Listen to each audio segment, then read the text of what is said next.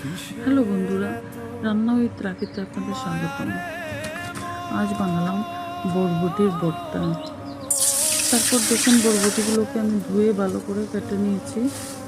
এবার বরবটিগুলোকে একটু সিদ্ধ করে নেব।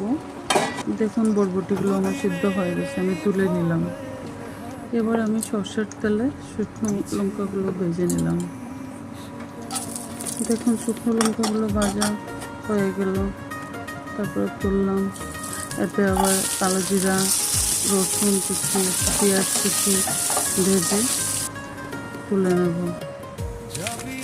এবার এতে কাঁচা লঙ্কা, কাঁচা পেঁয়াজ আর ভাজা তেল দিয়ে ভালো করে মেখে নিলেই রেডি আমার বরবটির ভর্তার রেসিপিটা। এই ভর্তাটা খুবই টেস্টি হয়, খুব স্বাদ হয় খেতে। আপনারাও ট্রাই করে দেখবেন, খুব ভালো লাগবে। আর আমার চ্যানেলে আপনাদের অনেক স্বাগতম, অনেক ভালো লাগে। আপনারা আমাকে একটা লাইক দিয়ে পাশে থাকবেন। ধন্যবাদ বন্ধুরা।